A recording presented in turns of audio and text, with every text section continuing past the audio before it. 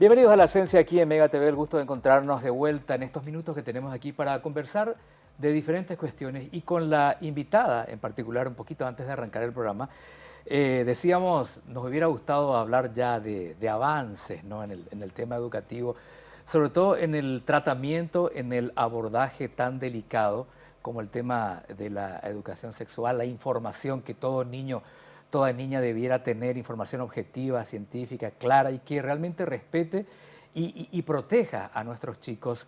Aparece este, no sé cómo llamar, manual, este protocolo, que si bien es cierto dicen que se está utilizando de manera experimental o piloto en algunas instituciones, pero ya desde el rótulo nos llamó la atención y parte del contenido. Yo aclaro que no he leído completamente el material, pero a través de algunas publicaciones de medios periodísticos he podido acceder a extractos de lo que allí se plantea y francamente es para analizar, para debatir y para pedir el parecer de gente que hace bastante tiempo está desde organizaciones civiles observando y velando por lo mejor que se pueda alcanzar dentro de un sistema educativo integral para nuestros chicos. Ramona Viera, responsable del Observatorio de la CEDIA, bienvenida al programa una vez más. Gracias. Buenos días, Juan. Muchísimas gracias por la invitación.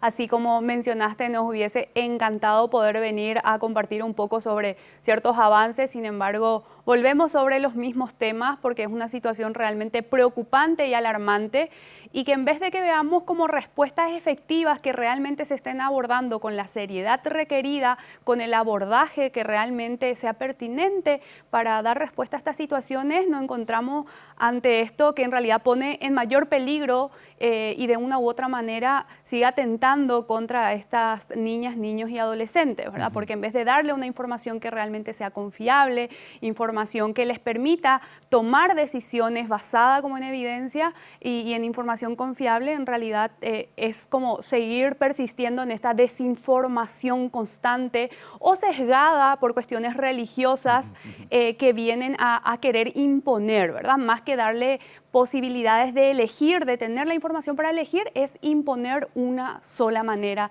de hacer, ¿verdad? Entonces, definitivamente es un tema del que necesitamos seguir hablando Claro. y cuestionando, ¿verdad? Para que realmente esto se pueda abordar con la responsabilidad que requiere. Este gobierno lleva creo que 2 meses y piquito, ¿no? Cada arranque de gobierno implica ciertamente esperanzas, ¿no? De cambios, de que puedan encaminarse de manera distinta las cosas, incluso de poder acceder a conversaciones con las nuevas autoridades que se van instalando. Yo en lo personal y creo que muchísima gente estaba muy contento cuando lo nombraron al actual ministro de Educación. Tal vez sea muy pronto todavía, tal vez estemos exigiendo cosas que tendrán que seguir analizándose, pero cuando uno observa un material como el que tuvo dominio público hace poco y entiendo que se ha utilizado, se está utilizando de manera experimental en algunas instituciones, y cuando dice, por ejemplo, 12 ciencias para la educación sexual y afectiva de los chicos, algo así, ¿verdad? Ese término 12 ciencias me parece ambicioso, me parece demasiado jugado ya, porque al leer el contenido o parte de ese contenido, yo no sé si precisamente lo que se dice ahí ha pasado precisamente por el método científico. ¿Usted tuvo la posibilidad de ver por lo menos en parte ese material? Sí, lo revisé en partes, no pude tampoco hacer la revisión completa del material. Igual creo que es importante aclarar que es el material al cual tuvimos acceso, ¿verdad? Claro. Porque tampoco hay una cuestión de que el MEC haya disponibilizado un material como de manera oficial. De hecho, actualmente hay varias organizaciones de la sociedad civil que solicitaron al MEC que les pueda facilitar el material para que realmente se pueda revisar y ver cuál es el contenido real. Sin embargo, el material al cual pudimos acceder y el cual refleja la línea de pensamiento y postura clara de la persona que está acompañando todo este proceso, demuestra que realmente está completamente sesgado, no está basado en evidencia, no hay allí una información que realmente sea confiable, ¿verdad? Y allí quiero traer un elemento que me parece como bastante importante y contradictorio también por parte del Ministerio de Educación. No sé si recordás que el año pasado desde el MEC se emitió una resolución por la cual se prohíbe la utilización de cualquier material que no esté aprobado por el MEC. De por sí está como esta resolución Riera que constantemente se está insistiendo para que se derogue y además está esta resolución por la cual se prohíbe. Quiere decir que un docente, aunque necesita hablar sobre un tema determinado relacionado a la sexualidad y demás, no puede adquirir, por ejemplo, un libro que esté basado realmente en la ciencia y en la evidencia y que pueda utilizar en el aula porque el MEC le prohíbe. E inclusive pudimos ver el año pasado casos en los cuales fueron sancionados y ahora el MEC está habilitando a que esto se desarrolle. Si bien escuchamos al ministro diciendo que solamente 5 instituciones, la semana pasada hubo una convocatoria masiva en Itapúa, por ejemplo, en la cual en la gobernación estuvo prácticamente lleno de personas docentes, que se canceló la clase para poder ir a capacitarse con estos materiales, que realmente viene a desinformar completamente y a seguir replicando como esto, ¿verdad? Entonces... Esa resolución que decía usted está vigente, ¿no? No hay nada que nos sigue diga que vigente. haya... Eso tiene que ver con cualquier tipo de material o materiales relacionados a la educación sexual y... Más específicamente está relacionado a materiales que tengan que ver con la educación integral de la sexualidad o de la sexualidad en general. Y eso sí sigue vigente. Al igual que la resolución Riera, aunque sigue una insistencia fuerte por parte de sociedad civil para que eso se derogue. ¿Y por qué se insiste en que eso se derogue? Las situaciones de abuso sexual, las situaciones de violencia, feminicidio, o sea, en lo que va del año tuvimos 3 casos de feminicidio de niñas y adolescentes, de las cuales una es niña y 2 son adolescentes. Entonces, esos casos se están dando todos los días, o sea, el año pasado hubo más de 4.000 casos de abuso sexual. Estamos hablando de que cada 2 horas prácticamente se está dando un hecho de abuso sexual y eso se aborda a través de la educación integral de la sexualidad, claro. Aunque eso es como que cuando decimos educación integral de la sexualidad muchas veces como que está generando directamente rechazo, pero justamente es por la desinformación que se genera también alrededor de eso, ¿verdad? ¿De qué estamos hablando cuando hablamos de educación integral de la sexualidad? Básicamente es que todas las niñas, niños o adolescentes, obviamente esa información es según la edad, si son niñas, niños, niñas y niños que están en nivel inicial, van a recibir una información acorde a esa edad. Lo mismo cuando son adolescentes. No podemos pretender prohibirle sin brindarle la información o querer desinformar acerca del uso del preservativo, por ejemplo. Claro. Entonces, que eso no contribuye en realidad a que podamos abordar estas situaciones de manera efectiva, ¿no? Ahí, en ese punto, yo creo que aquí hay mucho de dogma también, porque hay instituciones dogmáticas como la Iglesia, por ejemplo. No hablo solamente de la Iglesia Católica, entiendo que incluso hay un pastor que está aparentemente vinculado con el diseño de estas 12 ciencias. Entonces, este tema del preservativo y compañía, las relaciones sexuales premaritales y qué sé yo, eso es parte de un dogma, no es parte de un análisis científico, sociológico, psicológico, psiquiátrico o de lo que fuera. ¿Nota usted también bastante intromisión de instituciones dogmáticas en este tipo de situaciones? Totalmente. Allí hay, por ejemplo, en el Ministerio de Educación está conformado una mesa técnica con padres y madres de familia. Sin embargo, ¿quiénes están en ese espacio, ¿verdad? Ajá. Es como una única línea de pensamiento y una única postura, quienes están como en contra de que realmente se avance en estos derechos básicos que se requieren para evitar que estas situaciones se den, ¿verdad? Por ejemplo, la organización FEIPAR, que es de madres y padres, no están invitados a ese espacio, ¿verdad? Y otras organizaciones que no están. Y también están, como ya mencionabas, muy realmente... como manipulado, digamos, por sectores muy conservadores y que tienen una postura como religiosa y un credo. Y allí también, la Constitución Nacional habla de una educación laica, habla de que todas las personas tenemos libertad de credo. Sin embargo, con todo esto, se impone una única línea, es como que no se puede pensar o tener una postura distinta. Y en realidad, para que podamos construir y que podamos avanzar como sociedad, necesitamos construir desde ese disenso. No vamos a pensar todas las personas igual, eso no va a ocurrir y eso es también la riqueza justamente de que podamos estar personas diversas en los distintos espacios, ¿verdad?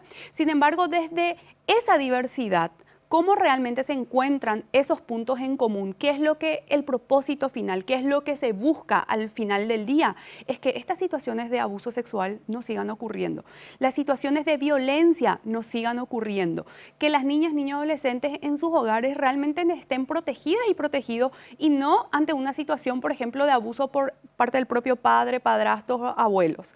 Que no se sigan dando estas situaciones de feminicidio, y eso hablando de las situaciones más graves, pero en realidad desde de cómo se relacionan las niñas y niños, de que como que se asume que el niño es más agresivo y las niñas tienen que ser más dóciles. ¿Por qué? O sea, y este libro y este material viene un poco a seguir reproduciendo y a seguir reforzando eso, de que los niños tienen que ocupar más el espacio público. Había un ejemplo muy claro que hablaban de la cancha, por ejemplo, de que los varones usaban las canchas y como que las niñas, y eso es algo que se da constantemente. ¿Quiénes usan las canchas? Los varones, y las niñas como que están alrededor observando o tienen que usar espacios más reducidos. Pero eso hay que hacer acciones concretas para evitar que eso se siga reproduciendo. Y esto lo toman como que es parte de la naturaleza del varón o de la naturaleza de las niñas.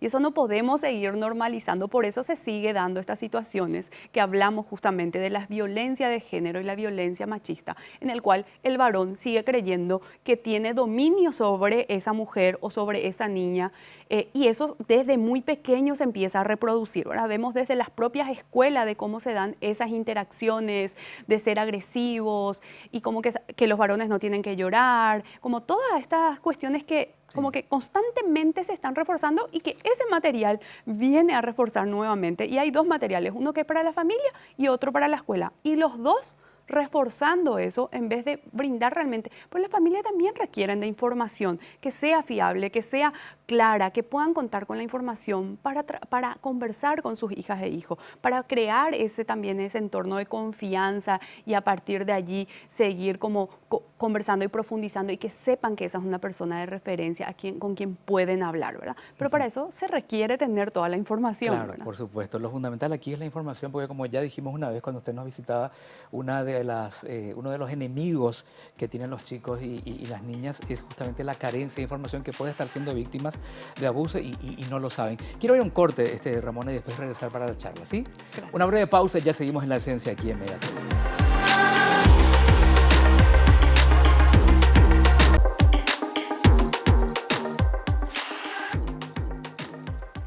Seguimos charlando con Ramona Viera, responsable del Observatorio de la CEDIA. Y antes del corte, ella hacía algo que me llevó a recordar una pequeña anécdota que tuvimos con un seguidor del programa Marcando Pautas esta mañana en la 780 y Mega TV, que desde la misma sociedad tradicional ¿cómo diría? Se presentan escenarios que favorecen al machismo, ¿no? Al hombre agresivo que tiene que jugar a la pelota y la niña ahí a un costadito jugando a la muñeca. Y reivindicaba el oyente, y respeto su posición, aquellos años, y yo vengo de ese tiempo en que para tener una novia teníamos que llegar y pedirle permiso al papá. El padre era el que otorgaba permiso a la hija, aunque ya tuviera cierta edad como para tener novio, pero era él el que decidía si sí o si no, como si la niña fuera de su propiedad. Y sabemos que los chicos no son de nuestra propiedad. Nuestros hijos son autónomos, nacieron para ser libres y autónomos. No sé qué diría usted. Yo reivindico las costumbres de hoy de los chicos, que ya no pasan por ese proceso. Habrá cosas lindas, cosas malas, cosas mejores o peores, pero yo reivindico el hecho de que se sientan más autónomos y autónomas a la hora de elegir una pareja, por ejemplo. ¿Qué me diría usted? Totalmente, es que no somos posesión ni de la familia ni tampoco del hombre, ¿verdad? Que es un poco después cuando ya salimos, generalmente las mujeres también se sale del entorno familiar donde la familia es como propiedad y después es pasar a ser propiedad de otro hombre o de un hombre, ¿verdad? Entonces, fijémonos en el acto matrimonial. Sí, en el acto matrimonial católico. Es el novio el que espera en el altar, el papá entra con la hija y le entrega. Claro. Claro. Es un simbolismo que no hay que dejar de tener en cuenta. Totalmente, que hay que tener como muy presente también. Y en estos momentos también si nos remontamos realmente a la evidencia sobre esto, la evidencia habla, las investigaciones, los estudios demuestran que cuanta más información tienen las niñas, niños y adolescentes, más pueden decidir, más se puede evitar situaciones en las cuales pueden estar en riesgo, pueden tomar y que con eso terminan iniciando en realidad la vida sexual más tarde. ¿Por qué? Porque pueden decidir y no solamente es por esto que está dado o porque se les está forzando a que se inicien sexualmente ya desde muy temprana edad, porque está dado que es así o no tienen toda la información para realmente tomar una decisión informada, ¿verdad? Claro. Entonces, contrario a lo que trae este material, que dice que prohibir y como la castidad es lo que hace, yo leí un apartado específico que decía que la sexualidad no está dada ni para niñas, niños, adolescentes, ni jóvenes, ni personas solteras. Que la sexualidad... Claro, en estos términos, cuando están hablando de esa sexualidad, es como meramente el coito. Claro, básicamente no se ve a la sexualidad en su integralidad, en todo lo que conlleva la sexualidad, ¿verdad? Y el placer, ni qué decir, o sea, el placer no existe, no está dado en esto, ¿verdad? Sino que es una cuestión como de seguir reproduciéndose, que solamente de ya una vez casados, casadas, como en el matrimonio, que solamente ahí está dado la sexualidad. Entonces, claro, como, ¿qué nos están diciendo con esto? De poner en tela de juicio si el preservativo realmente ayuda o no a prevenir el tema de las enfermedades de transmisión sexual, el tema del VIH. Entonces, realmente esto es jugar con la salud y con la vida de las niñas, niños, adolescentes y con las familias, ¿verdad?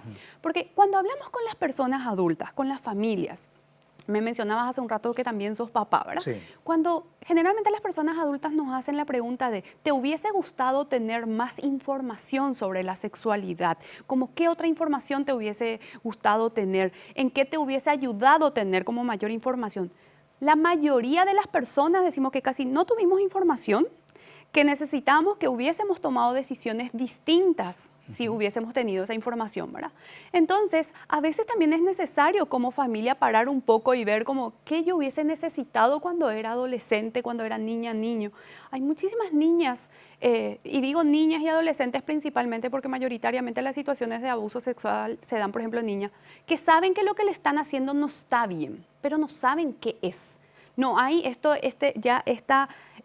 este concepto de abuso sexual y saber que eso no está bien, porque no se les brinda la información, ¿verdad? Claro, y entonces se sigue reproduciendo y no se levanta como estas alertas o que no saben a quién acudir o a quién decir, porque están sintiendo que algo no está bien, pero ¿cómo van a desconfiar de su papá o de su padrastro o del abuelo, ¿verdad? Totalmente. Entonces, o de su pareja, o cuando ya tienen un novio o novia, desconfiar de que le va a hacer daño. Es como que no hay esa cuestión de desconfianza de que le pueda hacer daño. Esto de volver a caer constantemente en los círculos de violencia porque se cree en la otra persona y ella cree que no va a volver a hacer esa situación porque no cree que una persona que le ama le va a hacer daño. Claro. Pero en realidad se sigue reproduciendo por una cuestión cultural que está instalada.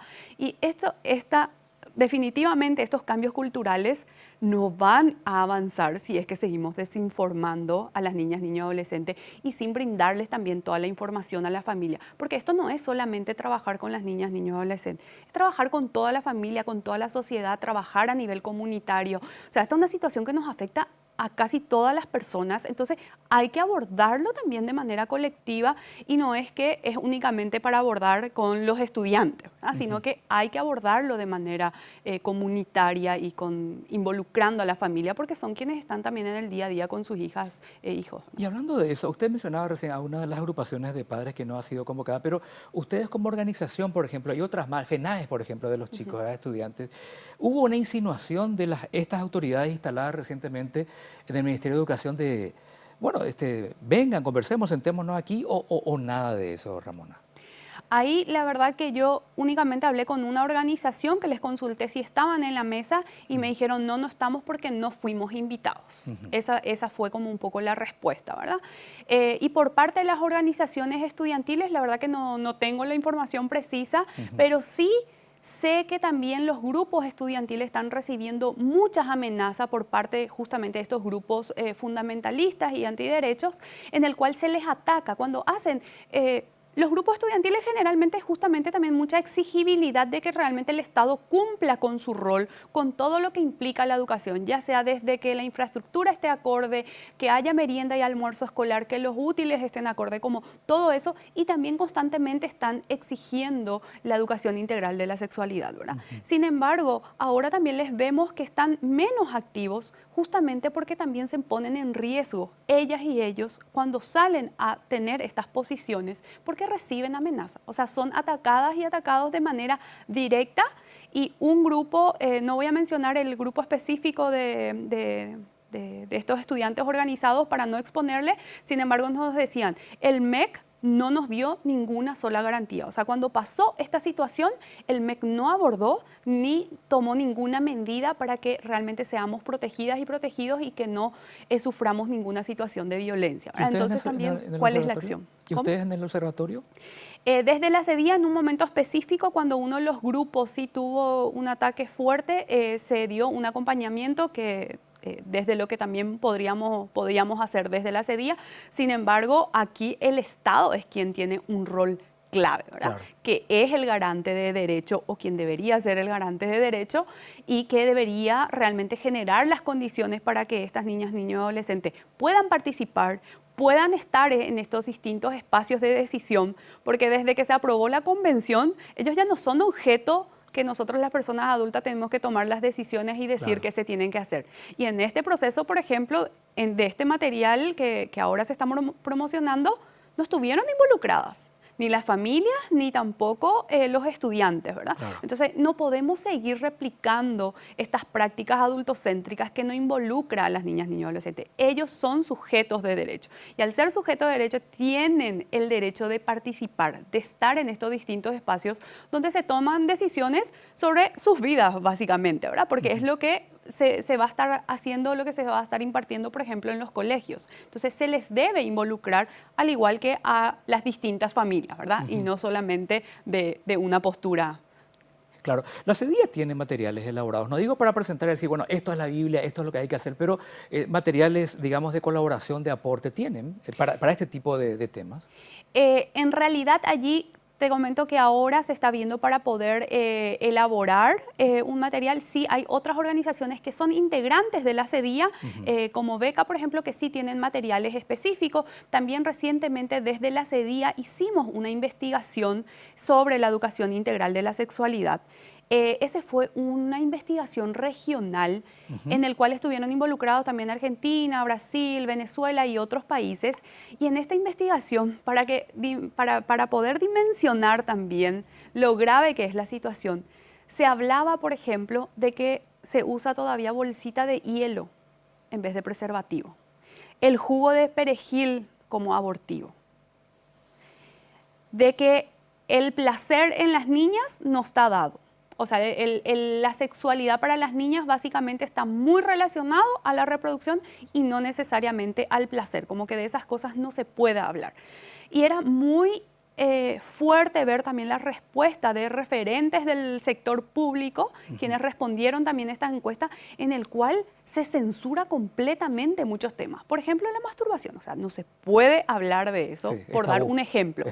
Y entonces también, sí, hay tanta censura por parte de docentes, porque eso también decían las y los estudiantes, que los docentes para ellos no eran una persona de confianza a quien puedan acudir y preguntar sobre estos temas, ¿verdad? Y para nosotros era interesante hacer este cruce entre, claro, si hay tanta censura por parte de docentes sobre varios de los temas que involucra la educación integral de la sexualidad, que para los estudiantes no sean referentes en esos temas, porque claro, no hay confianza, porque acá hay censura y acá hay necesidad de mayor información y de que hay información fiable, ¿verdad? Entonces, ese estudio hicimos el año pasado, o sea, es reciente, recién lo hicimos, y con este estudio también se hacen recomendaciones específicas de cómo abordar la educación integral de la sexualidad en el país para evitar que estas situaciones sigan ocurriendo, ¿verdad? Correcto. Me quedan 20 segundos. ¿Qué le pediría usted a las autoridades educativas de cómo encarar esto? Yo sé que en 20 segundos es imposible, pero a ver, resumidamente, la autoridad educativa de nuestro país hoy, ¿qué tendría que hacer? Me quedaría con principalmente poder involucrar a los distintos actores, poder involucrar en el proceso a estudiantes, a las familias, con distintas posiciones, pensamientos y posturas, no solamente una única línea de pensamiento y postura, sino que construir desde esa diversidad y tener un consenso, que realmente haya un consenso y una apropiación de eso y que sea algo que realmente se haya construido desde allí y no únicamente desde personas que piensan iguales, digamos, sino que aprovechar esa riqueza para que realmente se pueda construir un material que dé respuesta a todas estas necesidades y que podamos evitar que se sigan dando tantas situaciones de violencia en este país. Hasta muy pronto, Ramona, porque vamos a convocarla de vuelta. Muchas gracias. Hasta la próxima de La Esencia con otro tema aquí en Mega TV.